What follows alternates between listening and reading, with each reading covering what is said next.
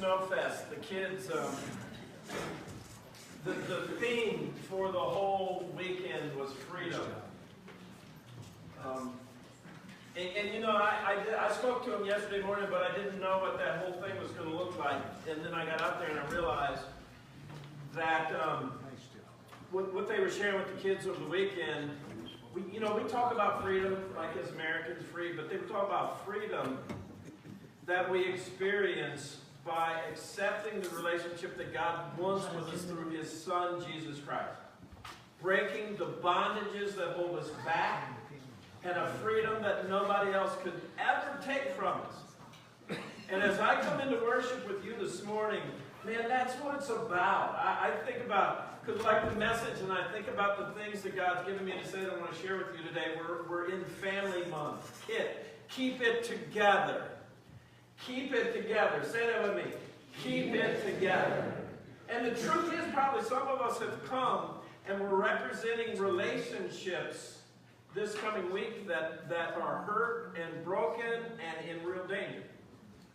So I want us all, and the passion behind sharing, like what I want to share with you this morning, is the freedom that we experience in being in relationship with our Heavenly Father. And the whole world needs to know about it, man. And we need to, so not to scare you half to death, but I feel sometimes like, we're just going to stay here until we all get it, right?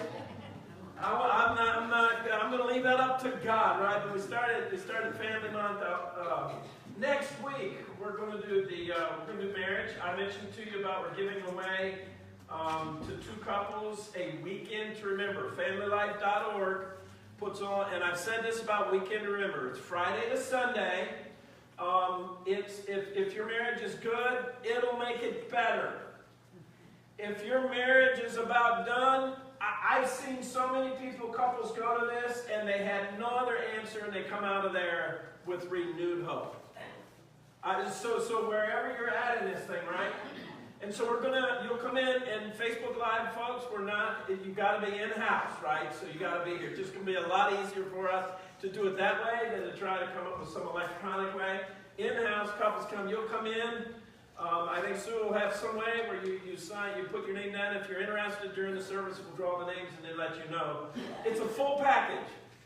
And it's a pretty expensive deal because it's the Radisson, 2 nights, incredible conference, and so you really want to get in on this. Now, a bunch of other couples in the church, I think we have 7, 8, or 9 that are already committed to going, so we've got a good group going. It's in Kalamazoo in April at the Radisson, okay? I found out yesterday they were having half price for the conference till Monday last week was the deadline. I went on yesterday and it's still half price. So if you want to get in on it and you're not sure whether you're going to get that next week, maybe you want to wait until next week, see if you get that. It's still half price right now, okay? So check that out, Family Life. The next week, our youth ministries, student ministries, is going to take the service, deal with parenting, and our youth and children are going to, I think, participate in the service. The next week, grandparenting, right? I'm at that place. We've got a lot of grandparents in our congregation, in the community. And then the first Sunday of March, single is family too. Every time I do Family Month, singles kind of come to me and they'll go like, where do I fit in that thing? And so I always make sure. And last week we set the foundation, right? The reason we do this is because the whole foundation of culture and society is the way God established family in the beginning of time. And so that's why there's so everything, right? And last week I pointed that out to you, that's why this is so important. So today, we want to just take a little bit of time this morning to talk about blended. Blended really affects so many people now. We used to use the word step, right? Step parents, step kids, step grandparents, step this, step that.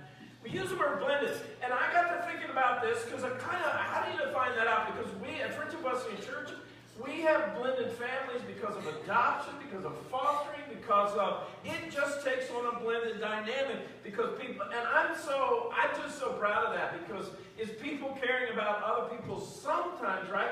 Not within the family unit, but loving people and bringing them into their family. It's incredible. incredible to me. So blended can mean a lot of things. Today we're gonna hang out quite a bit on the whole marriage thing, just because that seems to be the significant place where the issues that we want to deal with. Because keep it together is recipes for a healthy family. Today I want you to walk out with a tool, especially this one if you're a blended family. And you might think you're not like. Someone said, Pastor Kevin, I'm a part of a blended family because I have kids in a blended family and I have step-grandkids. Matter of fact, that's the first time I've ever called them that. Because they call me Papa and they're my grandkids, you know what I mean? So maybe it's, and I think in that we kind of all in some ways are part of that. So what do we mean by this? I found a video, I didn't do it in the first service, but because I was trying to find, the dynamic of blended family. How do we deal with that, right? And what does that look like? And I found a video. It's actually also from Family Life, okay? It's a one-day conference they do. And the reason I'm doing this, we're not allowed to show like copyright videos, stuff like that. We try to never cross that line. This is a video of theirs. I think they're probably totally cool with me showing it because it's a promo for a conference they do in April called Blended and Blessed. If you look on your sermon note page, you'll see those words, Blended and Blessed, on there. And this is a promo video. Matter of fact, I actually think it's an older one. They have a newer one now, so it probably doesn't matter anyway. But this video, two and a half minutes long, really put into context, because I've been working with blended families for decades, really put into context the whole dynamic. Some of it's emotional. Okay? It's quick. It's one of those older people like me that moves real quick because the younger generation thinks fast. So you got to listen, be attentive to the words. Let's watch it.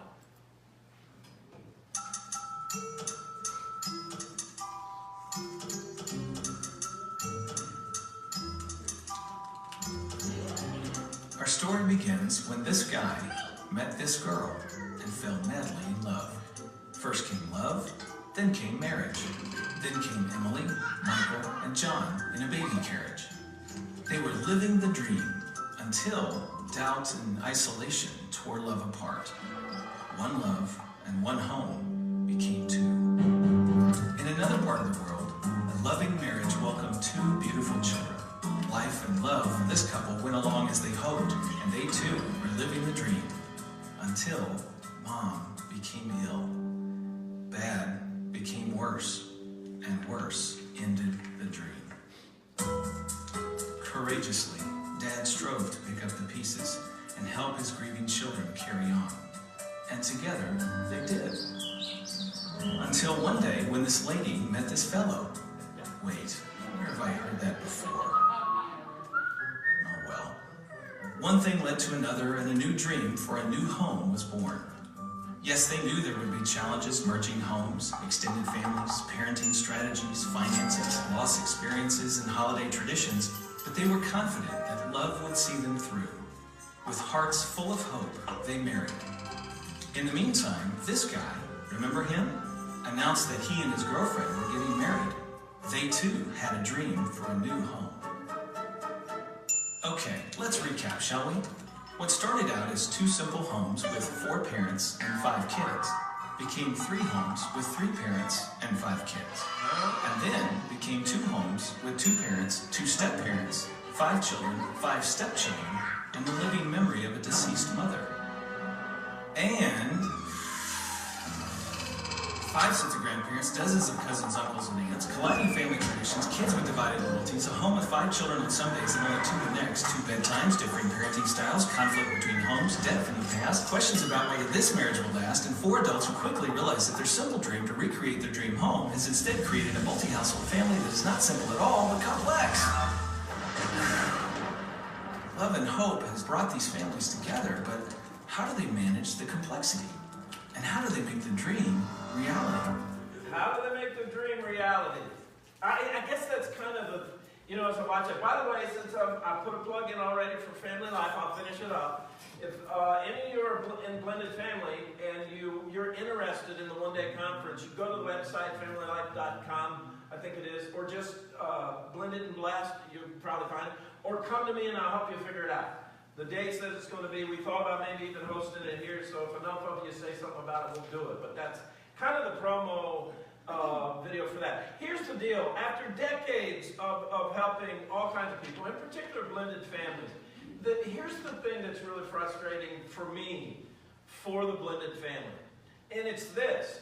I think the issues of blended families, and look, I'm probably wrong on this to some extent, so I didn't get this out of the book. This is what I think. Blended families, by and large, are dealing with the same issues that everybody else is dealing with. They're just unique and accentuated in the blended family. And the blended family fails to take note of that. And it makes it 10 times worse.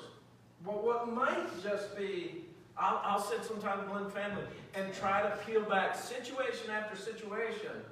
And a lot of times I'm going, hey, I think everybody deals with that. I think everybody deals with that. But it's unique. As a matter of fact, I got to thinking, when, speaking about divorce in general, they say that you know, the number one, number two, the big reason for divorce in general is failure to communicate, revolving generally around the issues of finances and infidelity. They're like way up there. You know, but most of psychologists, it's communication, failure to communicate. Do you know what the number, by the way, and this isn't to offer any doom and gloom. Matter of fact, before the service is over, we're going to see a blended family that's just, it's out of the ballpark. God is really working. And we got a bunch here. But blended families run a much higher risk, those couples, of divorce than not. It's higher percentages. And the number one reason, matter of fact, I asked this and somebody responded in the first service. I did a little survey, and a lot of people who don't understand this don't know. But the number one reason for divorce with blended families?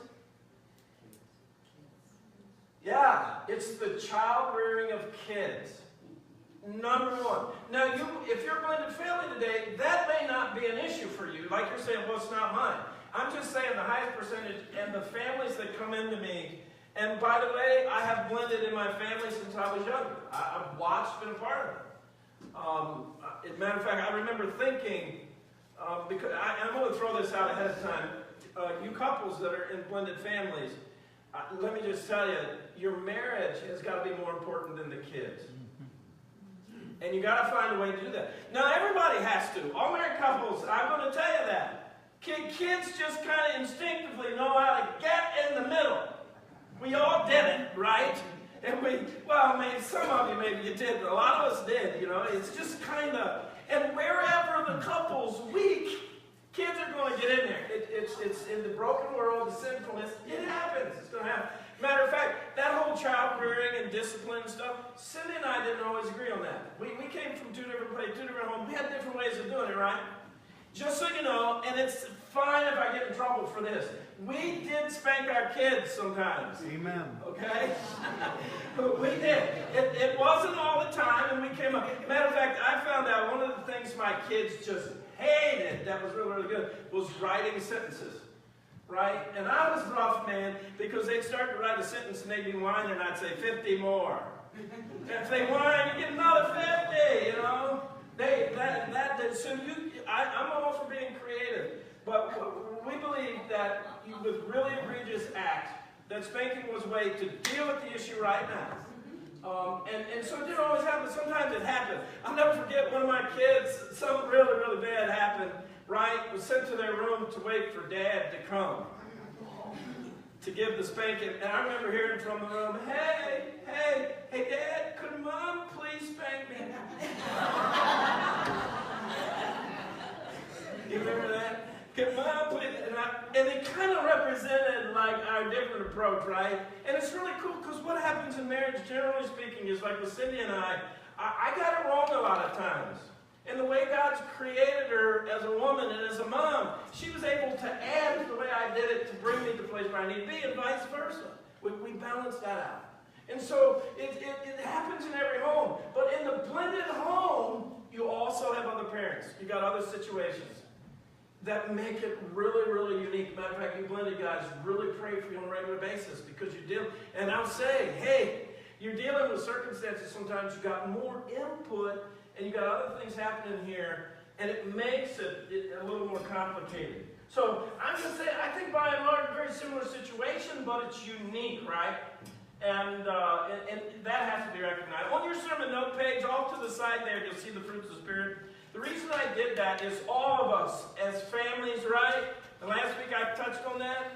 The way, if you want your tool today for your family keeping it together, put the fruits of the Spirit everywhere you can and constantly remember them. Blended families, you need real wisdom with the fruits of the Spirit. But sometimes it's just going to take patience, right? So the fruit of the Spirit is love, joy, peace, forbearance, patience. Well, patience, kindness, goodness, faithfulness, gentleness, and self-control. And just put them there and practice them and work on them and pray about them. And once again, another piece of it, of just counsel you can take. All of it. If you're married, your marriage has got to be. And some people really get upset about that and bothered that I say this. And I'm, you know what? I'm not even going to waste the time to explain it today. Your marriage has to be the priority.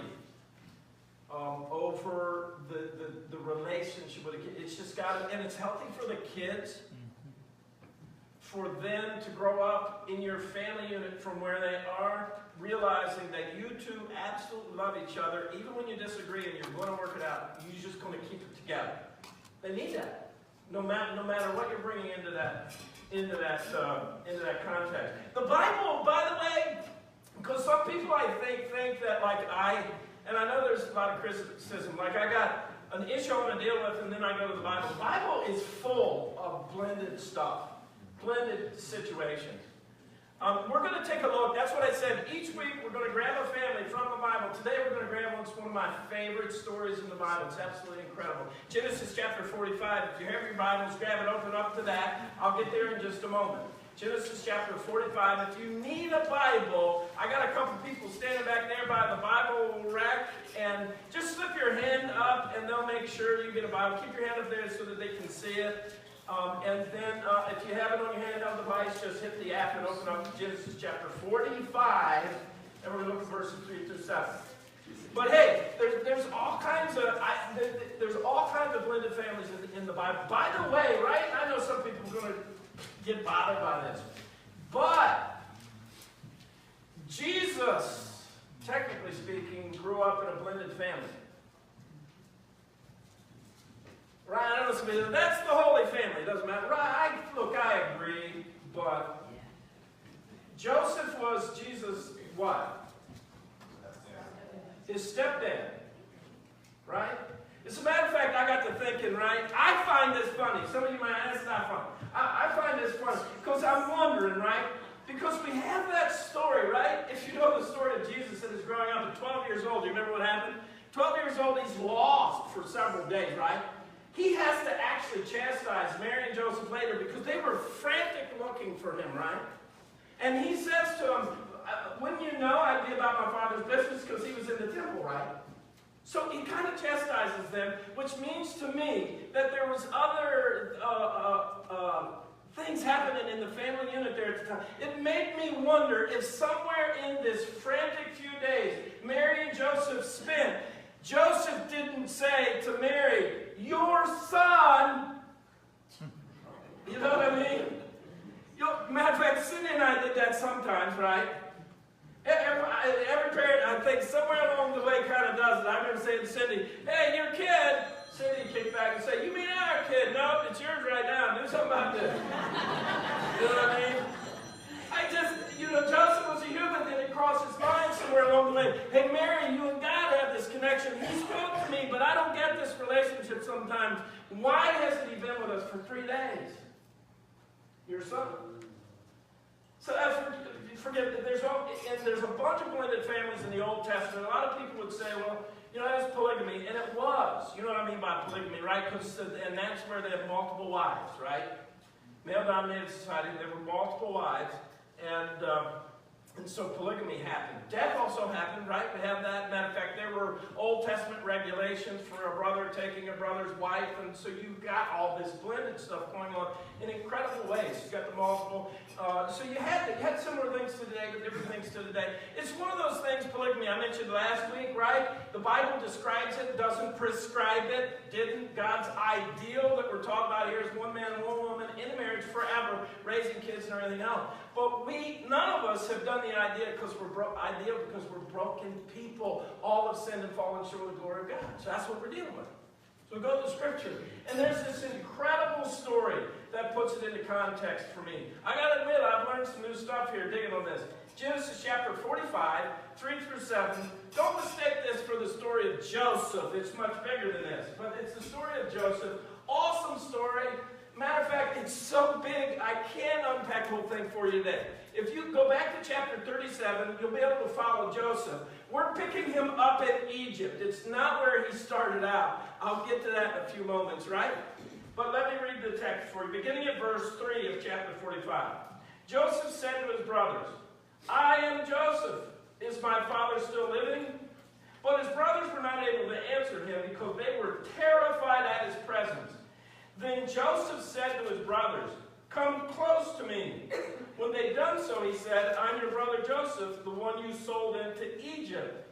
And now, do not be distressed and do not be angry with yourselves for selling me here, because it was to save lives that God sent me ahead of you.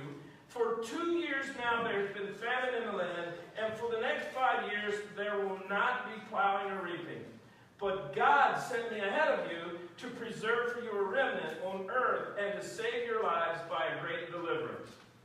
Now, especially if you don't know the backstory to this, that might not seem like much to you. But this one verse, whatever screen you're looking at, got too many screens right here, whatever screen you're looking at, and I keep forgetting I'm not in front of any of them, whatever screen you're looking at, right? This is the most profound verse. And really is the key to the tool, blended families, and all families actually, and everybody here, I want you to take with you today, is what Joseph says here, and now do not be distressed and do not be angry with yourselves for selling me here, because it was to save lives that God sent me ahead of you. Awesome. Remember I said this story is really not about Joseph. This story in so many ways is about Jacob. Matter of fact, if you go back to chapter 37 of Genesis to read the whole story of Joseph, you're going to find you're still missing out. You got to go into the story of Jacob. By the way, Jacob, right? If you know anything, this is huge, because Jacob's the father of the 12 tribes of Israel. If you've ever heard of that, I'm not going to go into it all, but it's significant. I mean, it's huge. In the history of Israel, the history, biblical history, and the history of the world, the 12 tribes of Israel, really significant. And Jacob's the father. Joseph, by the way, is one of the sons of the 12 tribes, right? So you're wondering how he gets into Egypt. We'll get into that. But when I said you got to know, so you got to know something about the whole story. Because this story involves all kinds of blended. And to understand everything in this text, it's just me, and I don't think I'm reading anything into what God doesn't want there. Sometimes I think we just don't look close enough because God meant for us to see the entirety, to see the whole brokenness here, so that we understand why He sent Jesus. Because it's our brokenness, and His love for us is why He sent Jesus. To come and heal the brokenhearted, and to set the captives free, to make the lame to walk again, and to make the blind see. That's what Jesus was about. So this story is one huge of... So first thing you got to understand is that his brothers hated his guts, right? If you know the backstory, you know this. Matter of fact, the scripture said that they hated him. Go back to chapter 37, right? I said it's kind of the beginning of the whole thing. Chapter 37, let me read a few verses here, beginning at verse 3, right? Now, Israel, that was Jacob, by the way. Remember I said this story's about Jacob? He's the father of those sons. Loved Joseph more than any of his other sons. There's a reason why, by the way. Because he'd been born to him in his old age, and he made an ornate robe for him. When his brothers saw that their father loved him more than any of them, they hated him and could not speak a word to him. Joseph had a dream, and when he told it to his brothers, they him all the more. Did you know you could hate somebody more than you already hated them? I didn't know that. I saw that in the text. They hated him more than they hated him. You know what that means? They hated him as much as a person could hate somebody else. And your mind's going, you mean so much to kill him? That's what they tried to do. They wanted to kill him, right? As a matter of fact, many of you know this story. I'm just not sure about all the backstory. See, here's the story.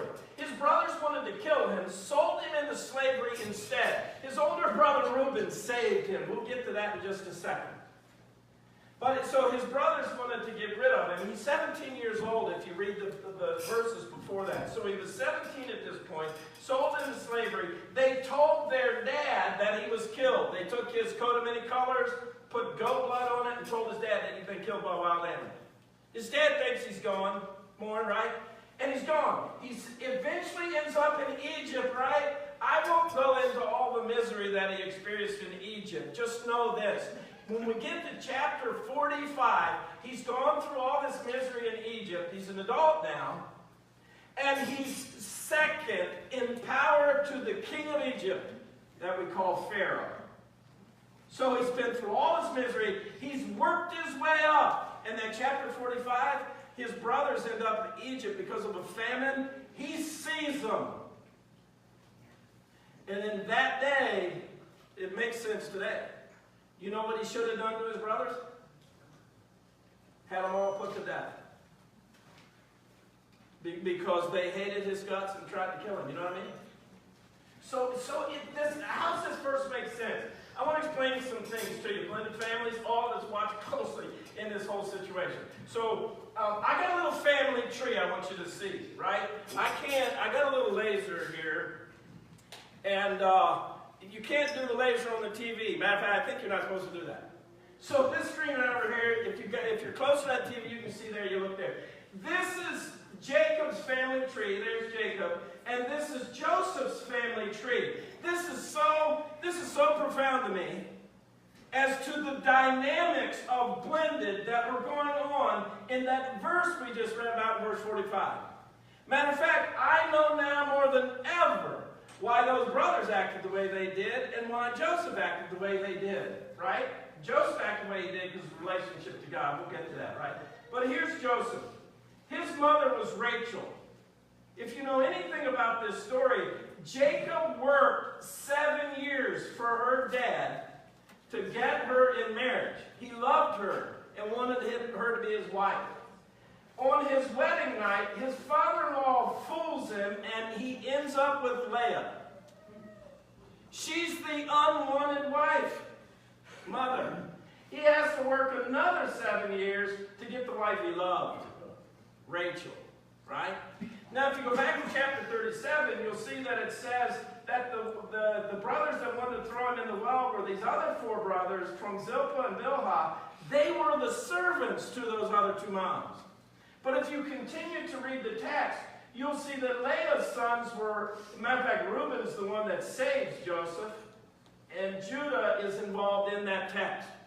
So Leah was the unwanted wife, mother, and Rachel was, he's the baby in that chapter, right? We know about babies, right? I was a baby for a while, so I know about that.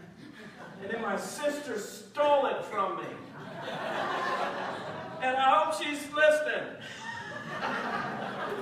She watches Facebook. I love you, Tina.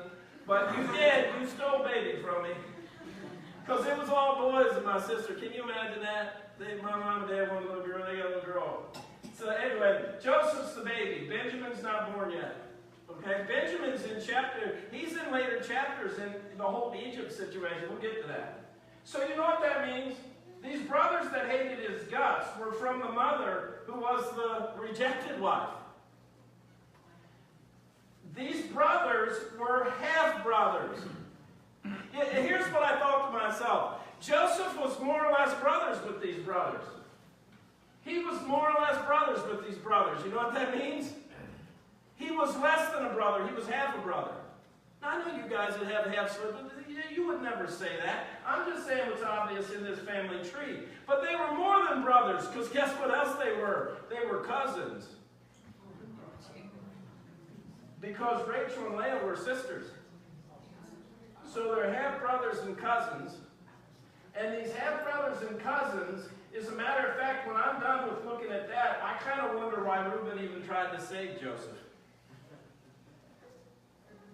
But when you get to chapter 37 and you read that they hated his guts, and you know that old story, you kind of go, oh. There's some family dynamics going on here that I think God meant us to know about and to understand. Matter of fact, when we go over into, when they get to Egypt, did you notice how when Joseph says, come close and look at me in chapter 45? You know why? Because now he looks like an Egyptian, right? Now he looks like an Egyptian. Gary, go back to that text in chapter 45. He looks like an Egyptian, so he says to him, come close and look at me. Because he wanted them to look through the Egyptian, whatever that meant. I'm picturing makeup, all kinds of stuff. And he wanted them to see, it's me. Can you imagine how scared for their lives they were? And yet that's Joseph's response. How does that happen? Matter of fact, before this, Joseph, he does a little thing. He tells them, he does a little setup, right? They come once to Egypt because of the famine. They don't know that it's Joseph. He knows that it's them, and he tells them to bring Benjamin back. Matter of fact, that it's going to be a test for them to see if they've changed their ways. But Joseph is adamant about Benjamin coming back to Egypt. He ends up coming back to Egypt, and then they almost think Benjamin's going to lose his life. Do you get why? Can you go back to the family tree? Can you get why Joseph wanted so badly to see Benjamin? It was his only full brother. And the baby brother he'd never met. While he's testing them to see if they change their ways, he's also going, I got a brother who's my full brother. All kinds of blended dynamics going on in this relationship. Back to the text. So here's the deal.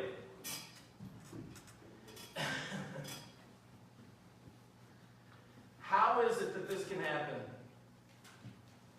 The last few weeks, and I know it's kind of a broken record, I've been talking a lot about pain. Matter of fact, what I said was God wants to take your pain and turn it into purpose. He wants to take your misery and turn it into ministry. But here's the deal. Pain causes us to lose perspective. Blended families, if you're on the edge and you can barely get there, you probably have some lost perspective. Because everybody brings pain into our relationships, right? In blended marriages, sometimes we're bringing some extra. Previous relationships, marriages, we're trying to work through that, and our pain causes us to lose perspective.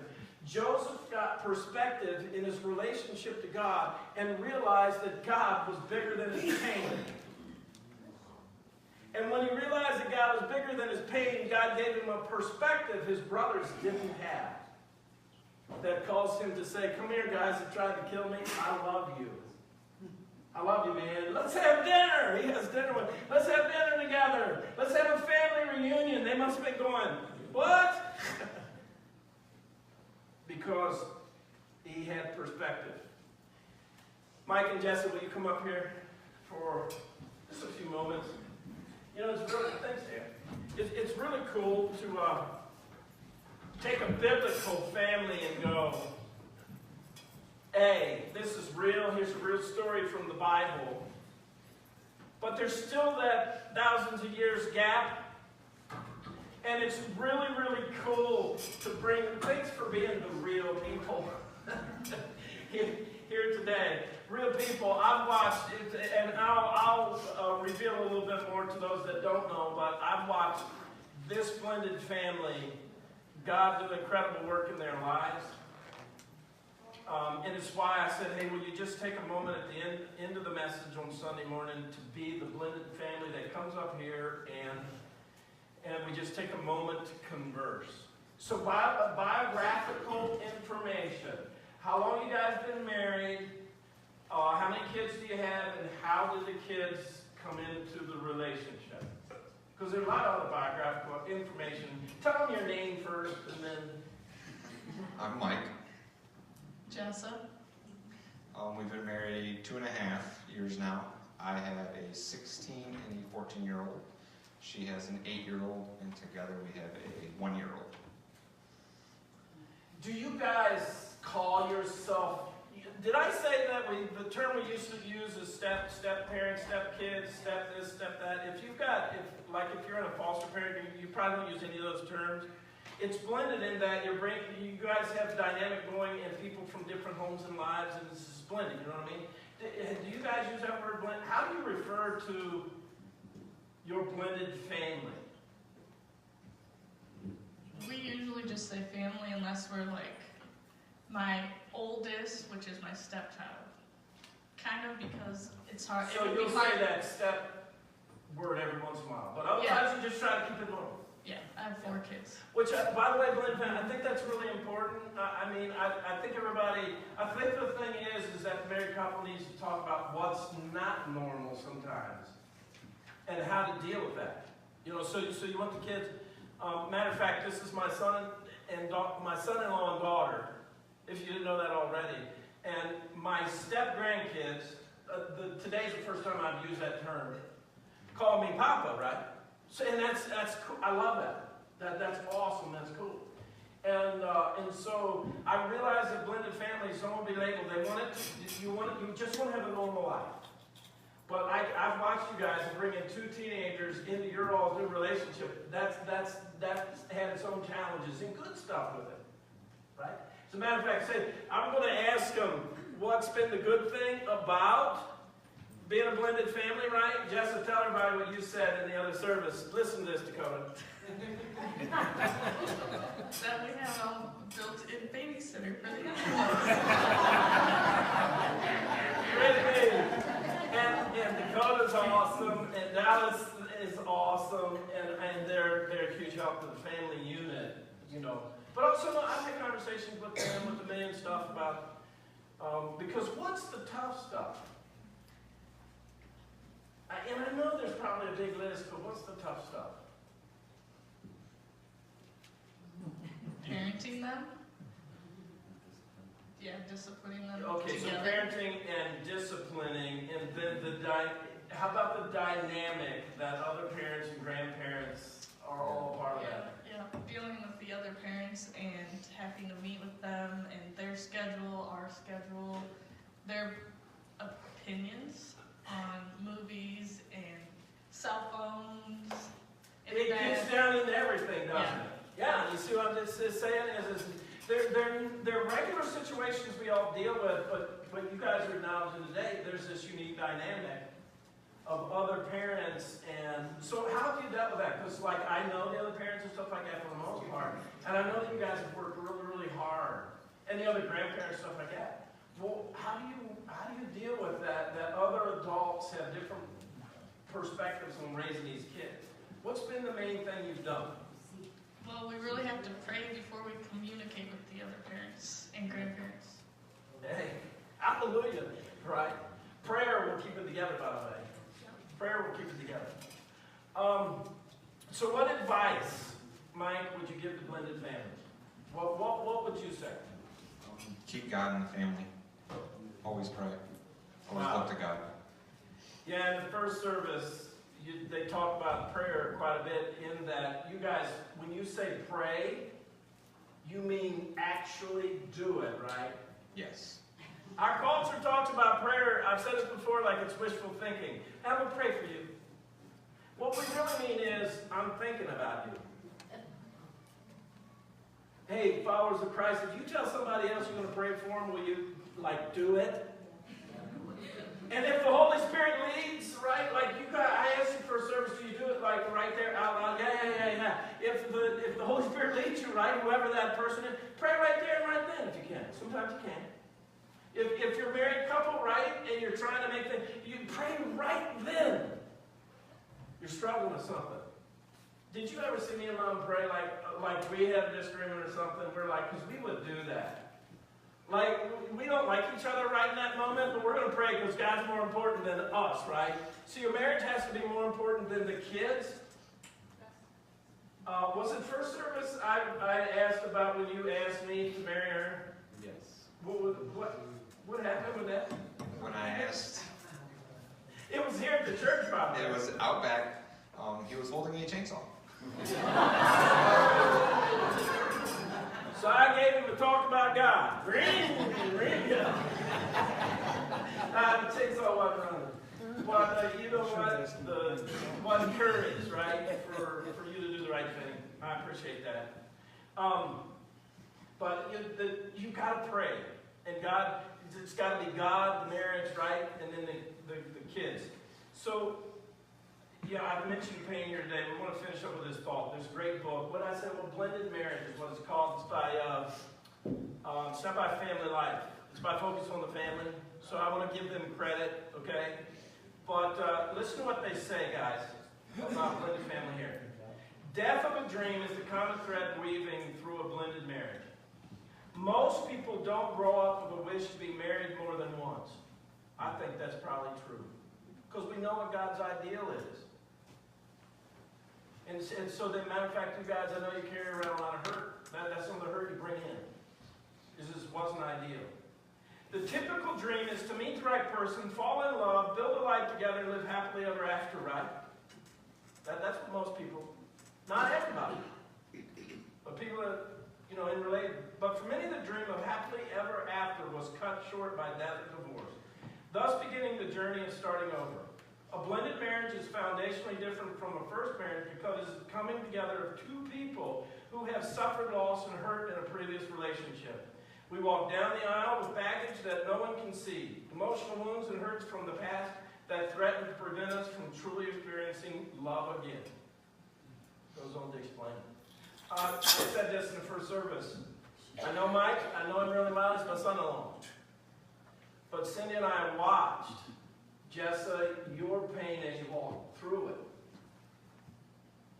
As a older teenager, her hopes and dreams to meet the right person right away, and then to watch her begin to realize that wasn't going to happen,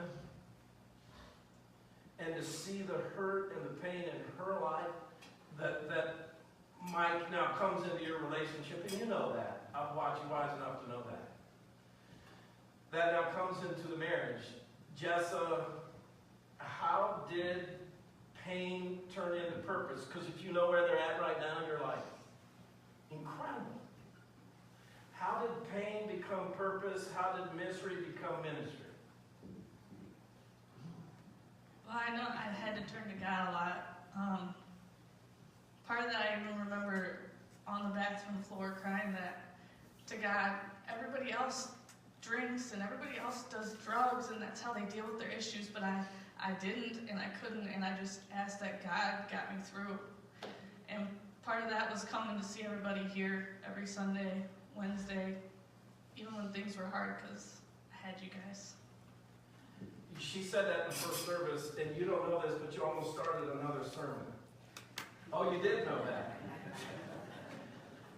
I'm going to avoid the other sermon. When she said that first service, here's a thought that came to my mind. Facebook Live, any of you listening out there. For decades, I've heard the horror stories of how rotten church can be. Many people have the opposite story that she has. Look, I validate those stories, but that's not the church by and large. What she's just said, I didn't prompt her to say. She looks back and sees it happen. In this community was supportive of you, by the way. But her greatest support was loving people in the body of Christ. And with God's help, because she went in prayer, and with God's people, brought you guys together. God, pain became purpose and misery became ministry. How could that half-brother cousin, baby who was hated, look at his brothers and say, I love you, let's have dinner? Because he had perspective that was bigger than his pain. Mike and Jessa, thank you. Let's give them a hand.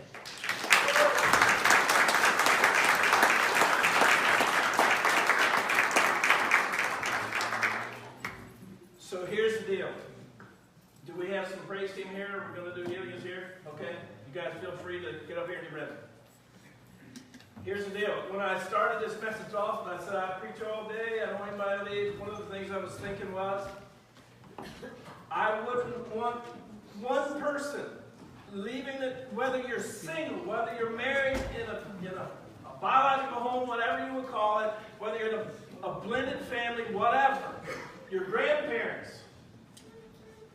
I wouldn't want one person to leave today whose pain is bigger than their perspective. Because that, my friends, causes us to do crazy stuff. When our pain is bigger than our perspective, you need to just spend some time praying and say, God, will you please give me perspective? Let me see life the way you see it. Let me see my situation, what you're seeing. So here's what I'm inviting you to do. We're going to sing this song, Healing is Here. Somewhere in it, I'm going to just interrupt the praise team. We're going to sing it together. While we're singing it, if you just want to pray, right? I think it takes courage sometimes. You gotta take a step. Just step out, come and pray. Over there at the cross or over here. Just come and pray. If you want to be bothered, if you want me or somebody else to pray with you, you let me know that. But otherwise, you won't be bothered. This is just saying to you, I need to pray that prayer to God. Give me perspective, God, that's bigger than my pain. And you're going to step out of your seat while we're singing, Healing is Here, and come just spend some time praying. I've always said I want this to be a place of prayer. And we'll finish this. I'm going to interrupt the song somewhere. If anybody's praying, you just keep on praying. And then when I interrupt and pray, everybody be dismissed. Some of you keep on praying if God's speaking to you to pray. Will you stand with me, please? Let's sing this song, Healing is Here. You want to spend some time in prayer at the cross or here? Maybe you want to bring your whole family. I don't know. I've seen that, right? Husband and wives grab each other's hand, whatever. You need to spend some time in prayer. Come pray together. Maybe you don't even like each other. Maybe you came in here this morning not liking each other. Right? That happens. You still love each other, though. You love God more, though. God's going to give you courage to come up as a couple and say, let's pray together. Let's sing it together. Respond to the Lord if He's speaking to you. Healing is here.